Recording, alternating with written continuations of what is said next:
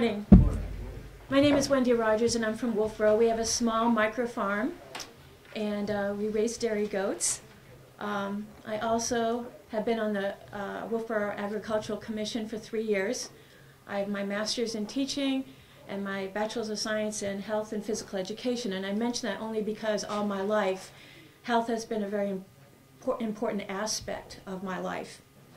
I grew up on raw milk. For the past 7 years, my daughters have consumed raw milk on a daily basis.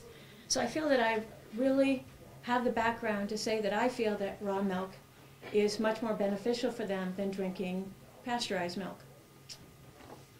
In deciding this issue, each of you have had to think about whether or not we want government to make all the decisions for us, whether they're going to make the decisions even on what we consume. And also, if this issue is not being sensationalized simply to serve special interest groups. One question that I had when I really started looking into this is how many people drink raw milk a year in the United States? That was very difficult to find out. I had all kinds of numbers about supposed illnesses and all this, but it was very, very difficult to find out how we related to all the people that were drinking raw milk.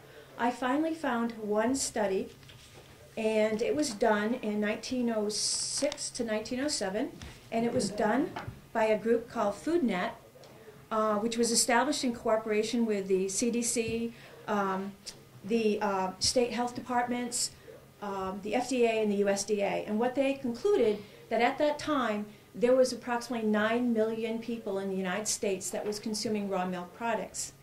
So when you take that 9 million numbers and you plug it into how many people supposedly are getting ill from raw milk, what you're finding that the percentage is 0.001 to 0.002. It's a very small number. And so I started relating to that to some of the other things in our society. Flu. Flu kills about 27,000 people a year, and yet we do have flu shots, and it's freedom of choice. Pneumonia is the 6th leading cause of death in the United States. Again, we have pneumonia vaccines, but again, it's freedom of choice.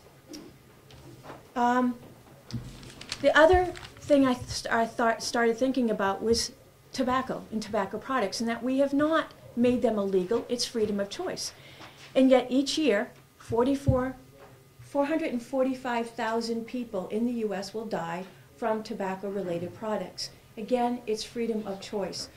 We are given the information, and therefore we are able to make a decision on the aspect that we want our life to go. So I guess in conclusion, I would just like to say that we should have the freedom to decide what to put in our bodies. We should be able to have the information whether it contains antibiotics, it's been sprayed with pesticides, it's been pumped full of growth hormones, or it's been genetically altered. All that information is very important for us. And it's very important for my children to grow up and to realize that these are the sort of things that they're going to have to be making decisions on within their life. We know that pasteurization kills all the healthy aspects of it. And like everything, there is always a risk. But I don't think any one of us wants to live in a glass bubble. So that concludes my support of this bill. And again, I'd like to thank you for your time. Any questions? Thank you very much. Thank you. Question, Mr. Speaker? Oh, we do have a question. Did I hear you, ma'am, say that we had an FDA in 1906 and a CDC? Oh, I'm sorry, 2006, 2007. Okay. Oh, okay. Sorry about that. I might have. I wrote that down. I was wondering. See, I just wanted to make sure that you were all listening.